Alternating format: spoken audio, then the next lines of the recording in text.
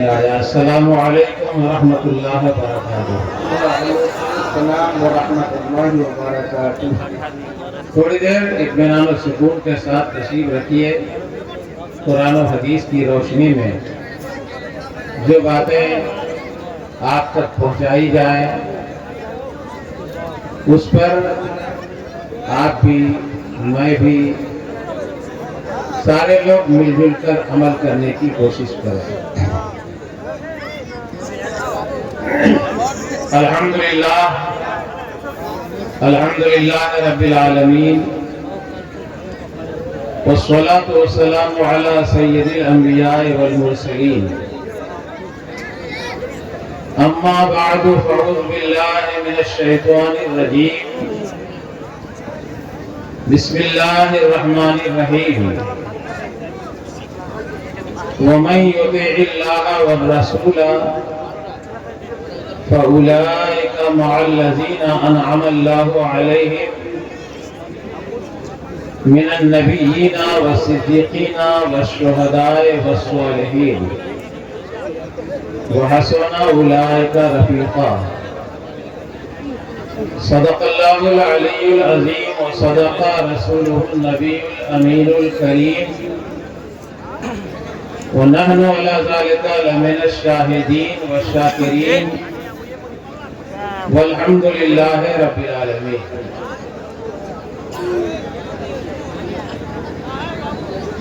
آئیے انتہائی خلوص و محبت، عقیدت و احترام کے ساتھ گنبد خضرا کی جانب لو لگا کر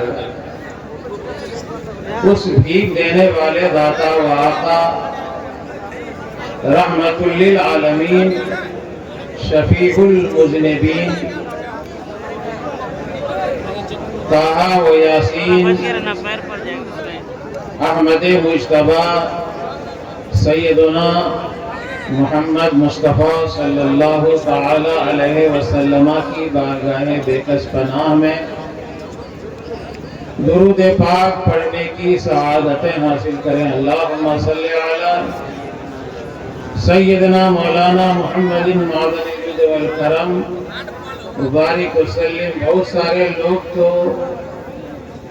یہی دیکھ رہے ہیں اور اپنے وائروں کی درستگی میں لگے ہوئے ہیں کہ ہمارا کیمرہ چالو ہے کہ نہیں چالو ہے، موبائل چل رہا ہے کہ نہیں چل رہا ہے۔ علامہ والحفیظ سنیے، غور سے سنیے۔ درود شریف کے متعلق کہا گیا اور اتنی بے توجہی سے اتنا بڑا مجمع، درود شریف کی آواز تو ایسی گونجنی چاہیے کہ یہاں جہران پور میں نہیں بلکہ گنبد خضرا تک آپ کی آواز ٹکرائے۔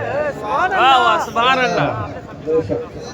ہمارے آپ کے نبی تاجدار کون و مکان صلی اللہ علیہ وسلم فرماتے ہیں، من صلی علی من امتی صلاة مخلصا من قلبہ صلی اللہ علیہ بہا 10 صلوات ورفعہ بہا 10 درجات وکتب لہ 10 حسنات ومحیا عنہ 10 سیئات۔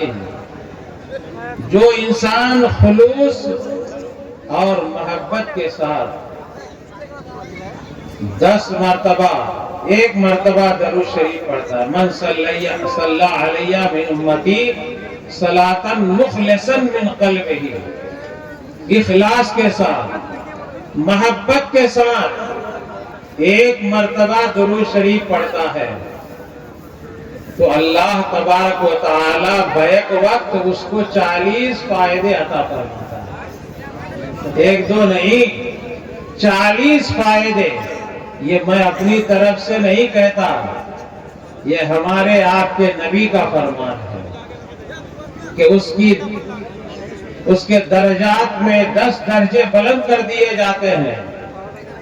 اللہ تعالیٰ کی 10 رحمتیں نازل ہوتی ہیں، 10 نیکیاں لکھ دی جاتی ہیں اور اس کے 10 گناہ مٹا دیے جاتے ہیں۔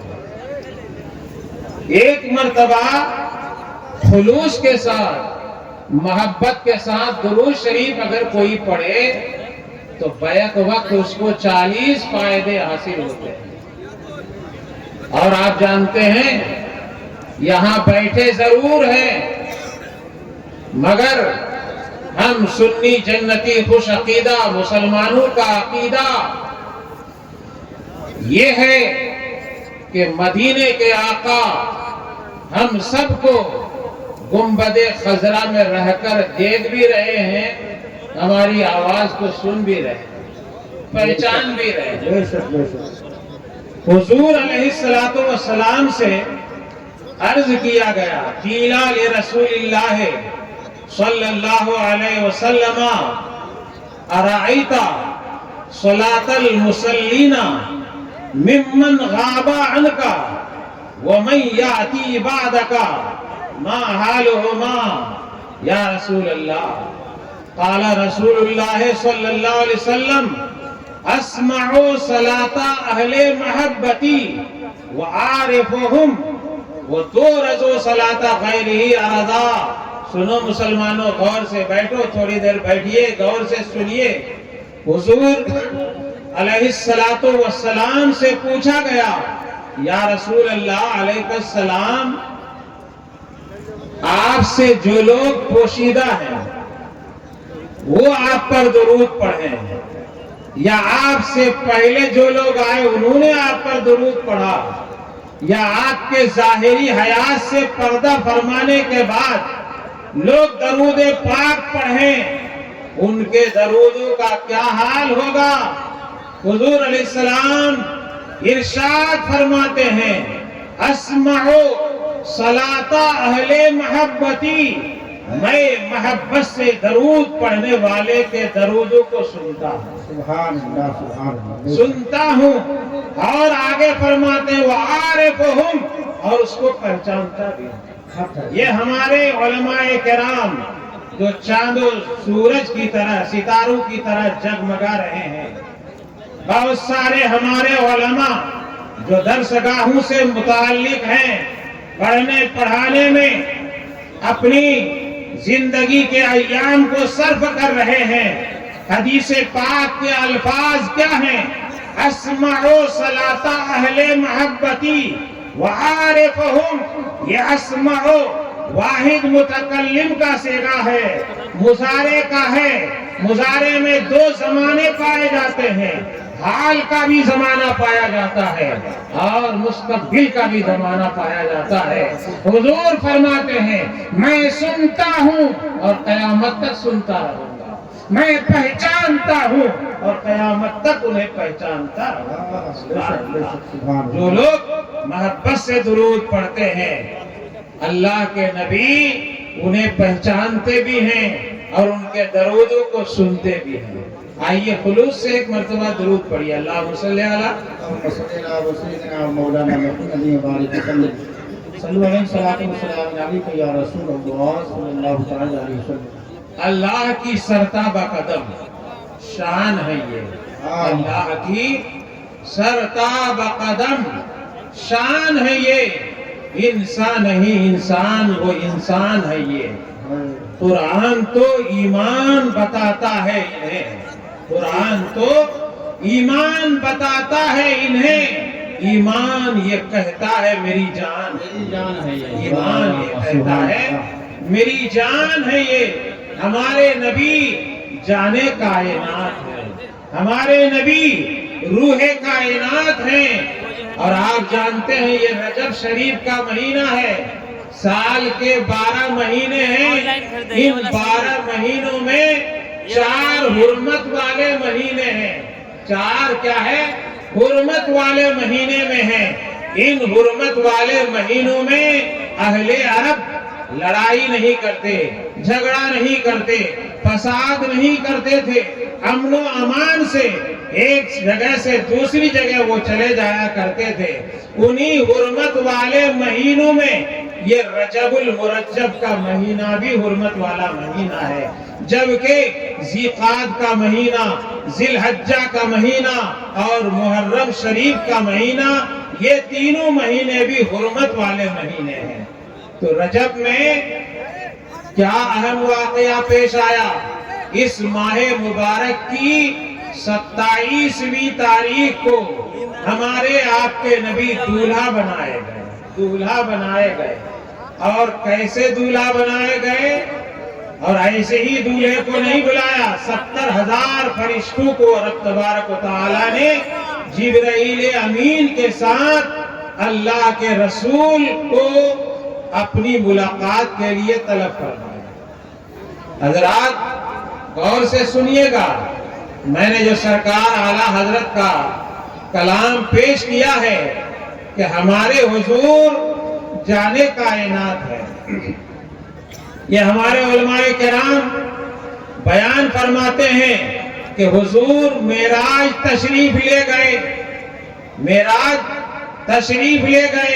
رات کے تھوڑے سے حصے میں گئے، جبکہ زمین سے لے کر پہلے آسمان تک 500 سال کی مسافت ہے، پہلے آسمان سے دوسرے آسمان تک، اسی طرح دوسرے سے تیسرے، تیسرے سے چوتھے، یہاں تک کہ 7واں آسمان تک 500 سال کی مسافت ہے، پھر عرش اعظم تک، پھر وہاں سے لامکاں تشریف لے گئے۔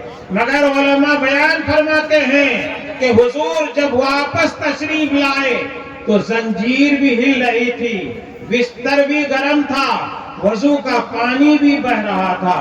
بہت سے لوگوں کو بات سمجھ میں نہیں آتی ہے کہ اتنی لمبی مسافت طے کرنے کے بعد، اتنا لمبا سمے گزرنے کے بعد زنجیر کیسے ہل رہی تھی، بستر کیسے گرم رہ گیا، پانی کیسے بہ رہا تھا۔ اللہ اکبر! اعلیٰ حضرت کا شعر آپ غور سے سنو تو آپ کا عقیدہ صاف ہو جائے گا، ایمان تازہ ہو جائے گا۔ کیا فرماتے ہیں کہ ہمارے حضور جانے کائنات ہے، ہمارے حضور روح کائنات ہے۔ آج ہمارے جسم میں روح ہے تو ہماری آنکھیں کام کر رہی ہے، ہمارے ہاتھ کام کر رہے ہیں، ہماری زبان کام کر رہی ہے، ہمارے دل دماغ کام کر رہے ہیں۔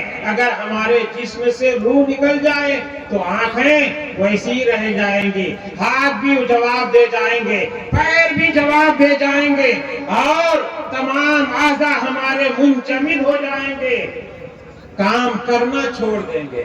ہمارے حضور جب جانے کائنات ہیں، روح کائنات ہے، اور ہمارے حضور صلی اللہ علیہ وسلم لامکاں تشریف لے گئے تو گویا اس کائنات کی روح نکل گئی، اس کائنات کی جان نکل گئی، اس کائنات کی روح نکل گئی، ہر چیز اپنی اپنی جگہ پر ٹھہر گئی، رک گئی۔ حضور لامکاں میں تشریف لے گئے، اور جب پھر وہاں سے تشریف لائے تو ہر چیز نے کام کرنا شروع کر دیا، زنجیر بھی ہل رہی ہے، پانی بھی بہ رہا ہے، بستر بھی گرم نظر آ رہا ہے۔ دوستان محترم، ہمارے حضور علیہ السلام کی وہ عظیم الشان ہے، آپ اس نبی کا کلمہ پڑھنے والے ہیں جس نبی کی یہ شان ہے۔ اور آج جب میں نے وہاں ناسک میں تھا وہاں بھی سنا اور یہاں آیا، اور یہ ہمارے نقیب اہل سنت کی زبانی بھی سنا، اور پوسٹر میں بھی لکھا ہوا دیکھا۔ کیا لکھا تھا؟ تاجدار بغداد کا شہنشاہ بغداد کانفرنس۔ آج کے اس کانفرنس کو بڑی عظیم ترین ہستی سے نسبت حاصل ہے، ایسی ویسی ہستی نہیں بلکہ بہت عظیم ہستی سے نسبت حاصل ہے، جن کی شان خود وہ بیان فرماتے ہیں اپنی ہم جیسے کم علم کوتاہ کیا بیان کر سکیں۔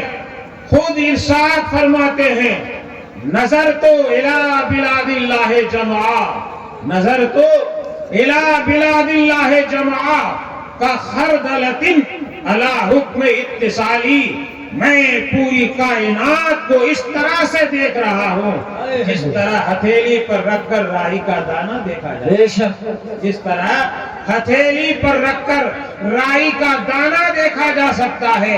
اے چہران پور والو، اے قرب و جوار سے جلسے میں آنے والوں، اے اطراف سے آنے والوں، دور و نزدیک سے آنے والوں، غوث اعظم رضی اللہ تعالی عنہ کے اس شعر کی روشنی میں ہمارا عقیدہ صاف ہو گیا کہ غوث اعظم بغداد میں رہ کر اپنے چاہنے والوں کو، اپنے مریدوں کو، اپنے عقیدت مندوں کو دیکھ رہے ہیں، اللہ کے شہروں کو دیکھ رہے ہیں، اور کیسا دیکھ رہے ہیں؟ جیسے رائی کا دانہ ہتھیلی پر رکھا ہو، ہتھیلی پر رائی کا دانہ رکھا ہو، اسی طرح ساری کائنات کو غوث اعظم دیکھ رہے ہیں۔ غوث اعظم کی شان نسبت کی بات آ گئی ہے۔ آپ خوش نصیب، آواز بند کیجئے، سنیے غور سے، کتنے نصیب والے ہیں آپ، کتنے خوش نصیب ہیں۔ اے غوث اعظم رضی اللہ تعالیٰ عنہ کے چاہنے والوں، بد سہی ہم بد ہیں، چور سہی، مجرم و ناکارہ سہی، خواہ میں کیسا ہی سہی ہو تو کریمہ تیرا، خواہ میں کیسا ہی سہی ہو تو کریمہ تیرا، ہم دودھ میں دھلے ہوئے نہیں۔ ہمارے غوث کیا فرماتے ہیں؟ ان کا فرمان سنیے، ایمان تازہ ہو جائے گا۔ فرماتے ہیں ان لم یکن مریدی جیدا فانا جید، میرا چاہنے والا اگرچہ عمدہ نہیں ہے، میں اس کا آقا عبد القادر تو عمدہ ہوں، میں اس کا آقا عبد القادر تو عمدہ ہوں۔ اور ارشاد فرماتے ہیں غوث اعظم انا یدی علی مریدی کالسماء علی الارض، میرا ہاتھ، میرا پنجہ میرے مریدوں کے سروں پر ایسے ہی ہے جیسے آسمان زمین کو گھیرے۔ بے شک انا یدی علی مریدی، میرا ہاتھ، میرا پنجہ میرے چاہنے والوں کے سروں پر ایسے ہی ہے جیسے آسمان زمین کو گھیرے ہوئے۔ اور ارشاد فرماتے ہیں الحمدللہ، ارشاد فرماتے ہیں میرا چاہنے والا مشرق میں ہو اور میں اس کا آقا عبد القادر مغرب میں ہوں، میرے چاہنے والے کی سطر کھل جائے تو اللہ تعالیٰ نے مجھے وہ طاقت عطا فرمایا ہے کہ میں مشرق میں رہ کر اپنے چاہنے والے کی سطر کو چھپا سکتا ہوں۔ اتنا غوث اعظم کا ہے۔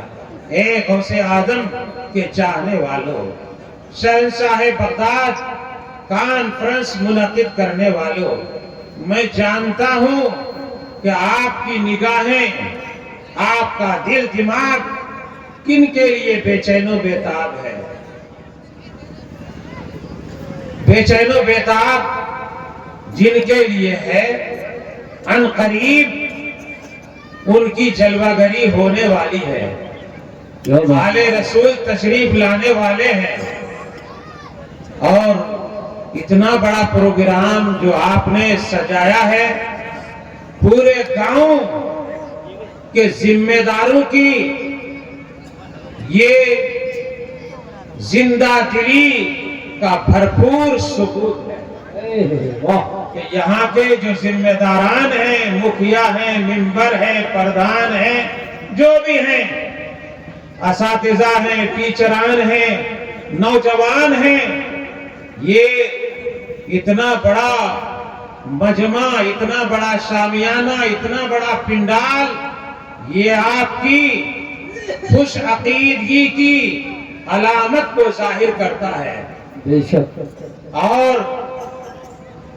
میں ایک حدیث پاک آپ کے سامنے پیش کروں گا۔ ادھر ادھر کی باتیں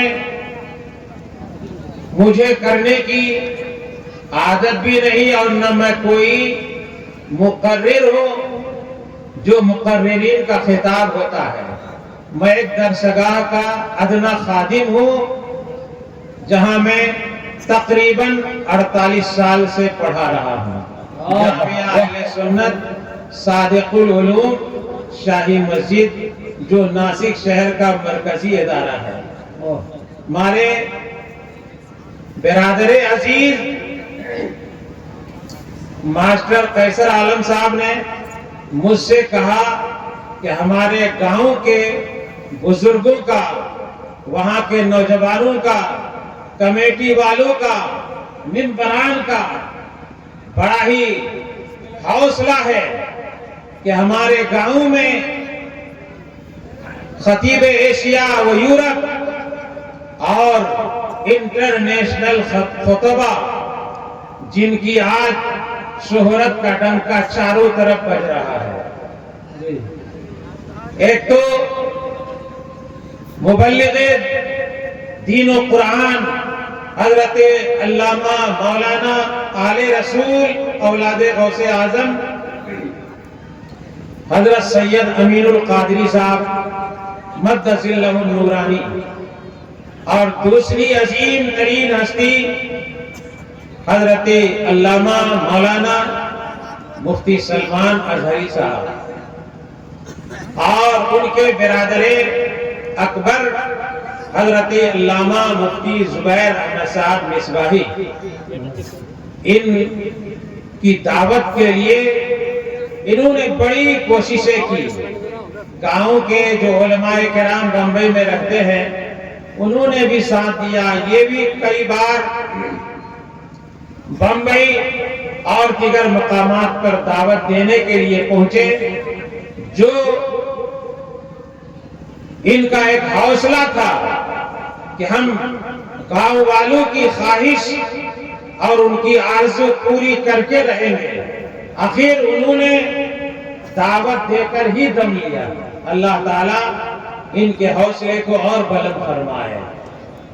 رہتے ناسک میں ہیں مگر گاؤں والوں کی بڑی فکر رہتی ہے، الحمدللہ۔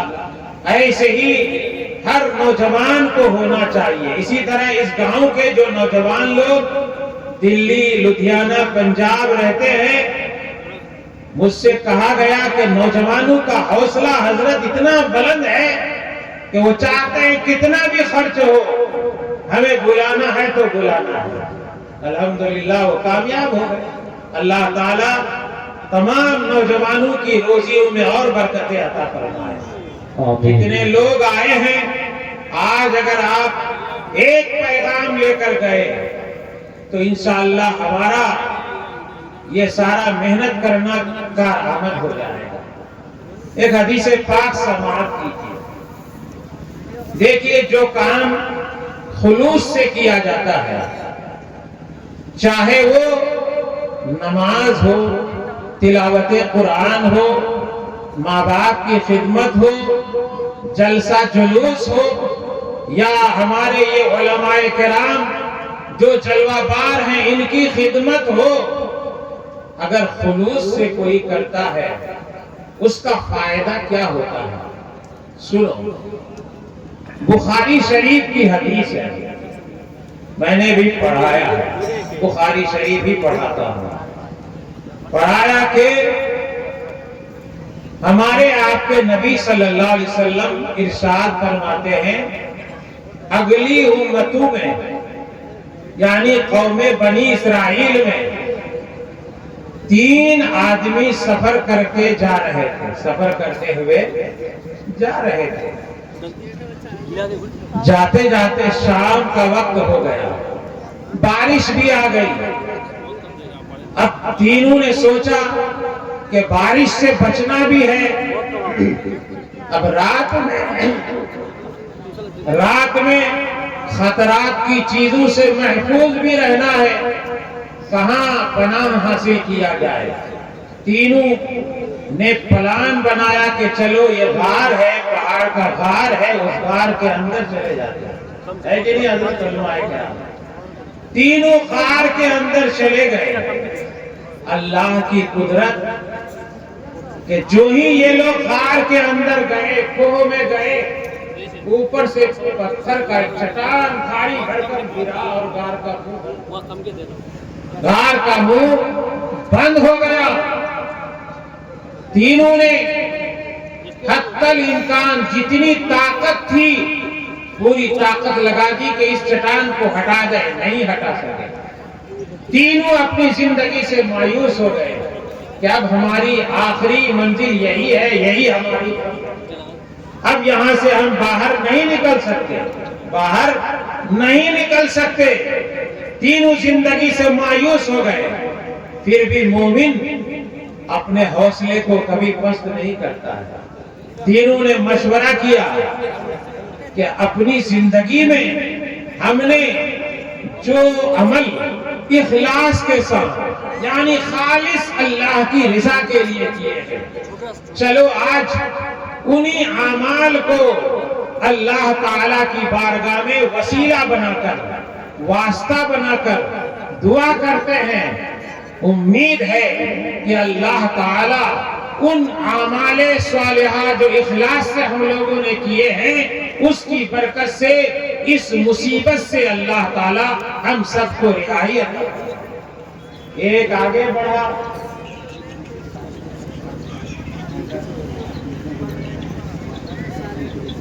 سبحان اللہ سبحان اللہ۔ اب دیکھیے حضرات، اتنا بڑا جو پنڈال آپ دیکھ رہے ہیں، اتنی لائٹنگ دیکھ رہے ہیں، اتنا سارا انتظام دیکھ رہے ہیں، لاکھوں کا اس میں صرفہ ہوا ہوگا، 1000 2000 کی بات نہیں، لاکھوں کا اس میں خرچہ ہے۔ اور تنہا ایک آدمی یا گاؤں والے اس بڑے خرچ کو برداشت نہیں کر سکتے، سب کو اس میں دست تعاون بڑھانا ہے، تعاون کا، مدد کا ہاتھ بڑھانا ہے۔ ابھی میں نے اعلان نہیں کیا تھا، آندھرا میں جناب عظم الدین صاحب، صابر صاحب جو مہلباری کے ہیں، مؤذن ہیں، انہوں نے یہاں کا منظر دیکھا، ان کے حوصلے میں اتنی بلندی آ گئی کہ انہوں نے آندھرا میں رہ کر فون پہ انہوں نے 1000 روپے سے اس جلسے کا تعاون کیا ہے۔ اللہ تبارک و تعالی منشی صابر صاحب کے جملہ مرحومین کی مغفرت فرمائے، درجات میں بلندی عطا فرمائے، اور ان کے رزق حلال میں مزید ترقی، وسعت، برکتیں عطا فرمائے۔ ابھی آپ کو پیش کرنا ہے پہلے حدیث شریف سماعت انشاءاللہ۔ حضرات ان میں سے ایک آگے بڑھا، آگے بڑھنے کے بعد اللہ تعالیٰ کی بارگاہ میں عرض کرتا ہے، مولا میں غریب انسان، میں غریب انسان، میں چرواہا انسان، میں بکریاں چراتا تھا، بکریاں چرا کر جب شام کو گھر واپس آتا تھا تو بکریوں کا دودھ نکال کر پہلے اپنے ماں باپ کی خدمت میں پیش کرتا تھا، پہلے اپنی ماں باپ کی خدمت میں پیش کرتا، پھر اس کے بعد خود پیتا، بچوں کو، بال بچوں کو پلاتا۔ اتفاقاً ایک مرتبہ ایسا واقعہ پیش آیا کہ چارہ کی طلب میں، گھاس کے طلب میں بکریاں چراتے چراتے دور چلا گیا، واپسی میں تاخیر ہو گئی، دیر ہو گئی، اور جب دیر ہو گئی واپس آیا، رات کا کچھ حصہ گزر چکا تھا، میں نے دودھ نکالا، بکریوں کا دودھ نکالا۔ یہ کس سے کہہ رہا ہے؟ واقعہ نہیں، وہ اپنی فریاد اپنے رب کو پیش کر رہا ہے۔ مولا میں نے دودھ نکالا، بھوک سے میرے بچے پریشان تھے، بیوی پریشان تھی، میں نے دودھ نکالا، پھر دودھ لے کر اپنے ماں باپ کی خدمت میں پہنچا، ان کی آنکھیں لگ چکی تھی بڑھاپے کی وجہ سے، میں نے ان کو بیدار کرنا مناسب نہیں سمجھا، دودھ کا پیالہ لے کر ان کے سرہانے کھڑا رہ گیا، میرے بچے میرے پاؤں کے پاس بلکتے رہے، دودھ کا مطالبہ کرتے رہے۔ اے پروردگار، تیرا فرمان ہے کہ ماں باپ کے ساتھ بھلائی کرو، بھلائی، ماں باپ کے ساتھ بھلائی کرو، ان سے نرمی کرو، ان کے ساتھ ان کی شان میں اف نہ کرو، ان کے لیے اپنے بازوؤں کو نرم کر لو۔ اے پروردگار، ماں باپ کے ساتھ بھلائی کا تو نے حکم دیا ہے۔ میں نے دودھ نکالا، پیالہ دودھ کا لے کر ان کے سرہانے کھڑا ہو گیا، اور جب ان کی آنکھ کھلی رات کے بہت سارے حصے گزرنے کے بعد میں نے دودھ ان کو پیش کیا۔ اے پروردگار، اگر میں نے یہ کام تیری رضا کے لیے کیا ہے، تو اس چٹان کو دور فرما دے اور ہمیں اس مصیبت سے نجات عطا فرما۔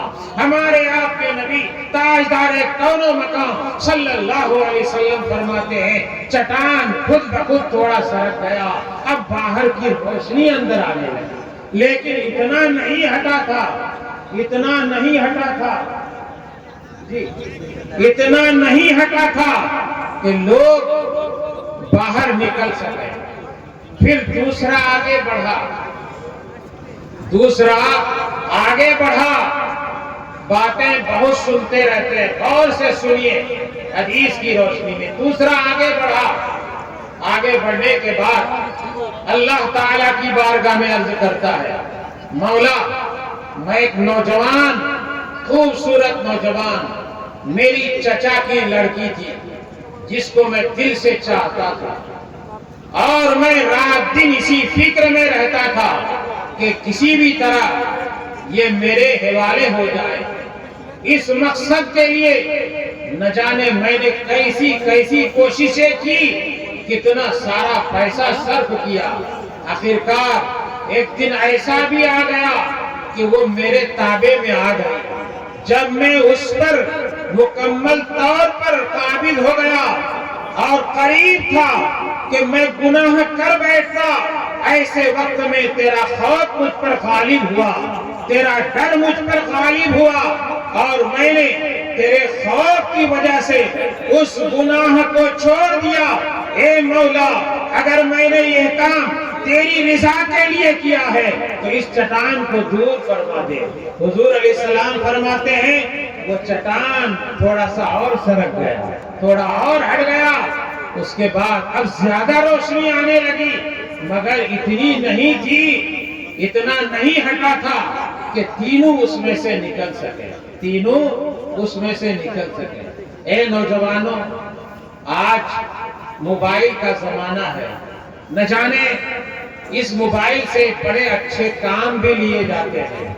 آپ چاہیں تو علم دین بھی، سبحان اللہ،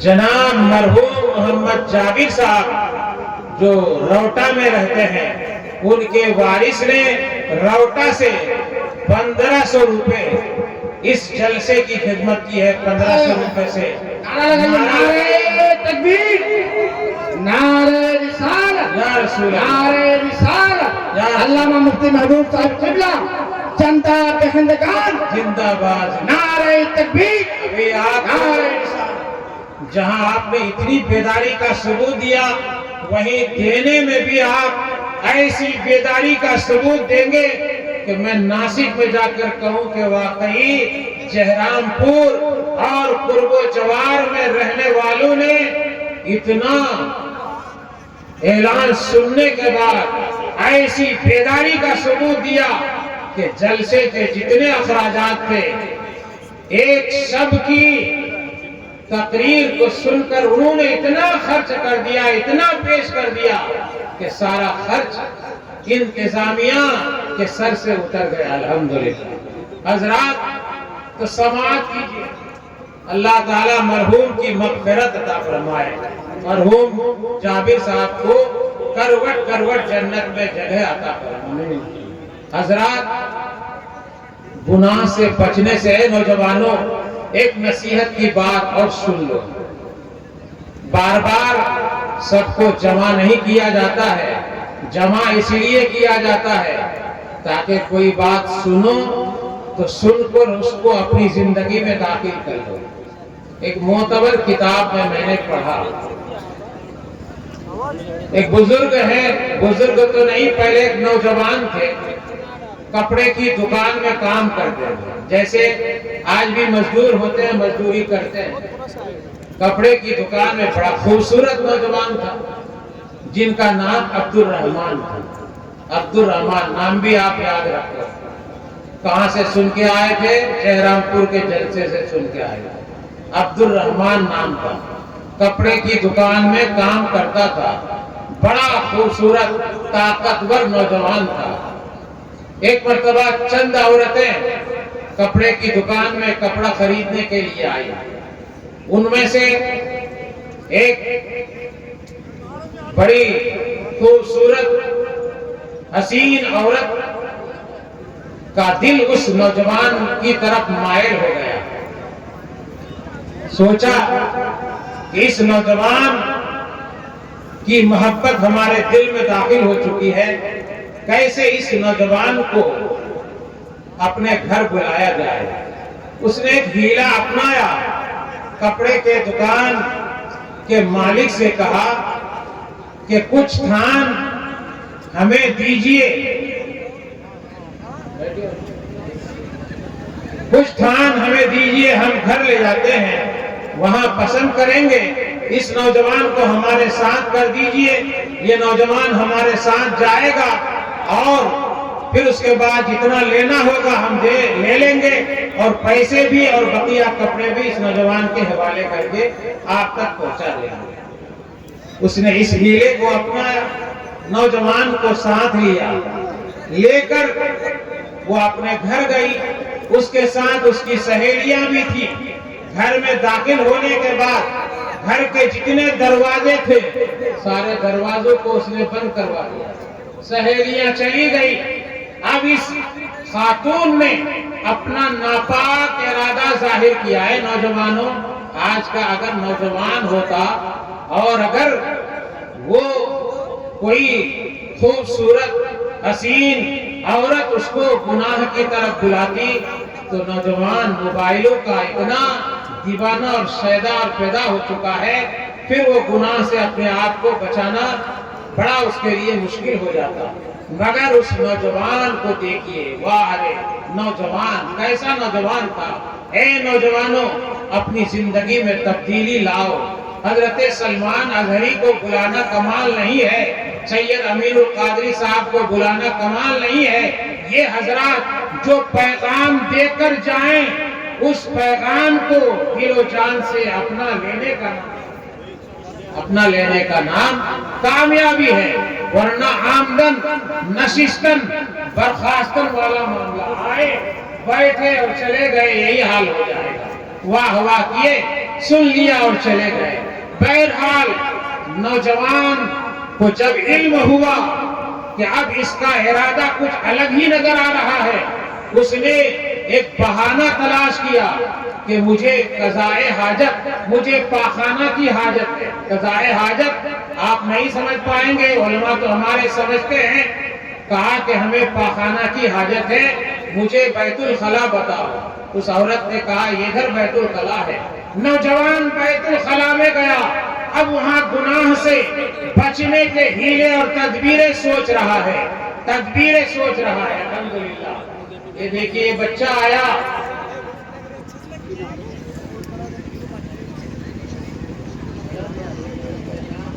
سبحان اللہ، یہ بچہ آیا الحمدللہ کسی صاحب نے بھیجا ہے، اور اللہ تعالیٰ ان کے جائز کاروبار میں برکتیں عطا کرے. امام الدین صاحب نے 500 روپے سے اس جلسے کی مدد کی ہے. اللہ تعالیٰ انہیں خوب برکتوں سے مالا مال فرمائے. ابھی دیکھنا ہے کہ صرف جہران پور والے نہیں بلکہ قرب و جوار والوں کو بھی دیکھنا ہے. اور قریب میں ہمارے ایک سمجھی بھی رہتے ہیں، مکھیا عبد الباری صاحب بھی، دیکھتا ہوں وہ آئے کہ نہیں آئے ہیں. جن کی خالی ہاتھ میں مل ہے وہ میرے سمجھی بھی ہیں الحمدللہ. بہرحال حضرات محترم، حضرات میں عرض کر رہا تھا، نوجوان بیت الخلا میں گیا. بیت الخلا میں جانے کے بعد گناہ سے بچنے کی تدبیریں سوچ رہا ہے. اس کو ایک تدبیر سمجھ میں آئی کہ جو ہم نے پاخانہ کیا ہے اسی پاخانے کو اس نے اپنے پورے بدن پر لگا لیا، پورے بدن پر لگا لیا. لگانے کے بعد جب محل کے اندر آیا ہے، عورت، محل پورا بدبو سے بھر گیا. عورت نے اس کو غصے سے باہر نکالا. نوجوان وہاں سے ہاپتا کاپتا ہوا ایک تالاب کے پاس پہنچا، اور پہنچنے کے بعد اپنے جسم کو دھوتا ہے. اس دن سے اس کے جسم میں مشک جیسی خوشبو پیدا ہو گئی تو ان کا نام عبد الرحمن مسکی ہو گیا. ان کا نام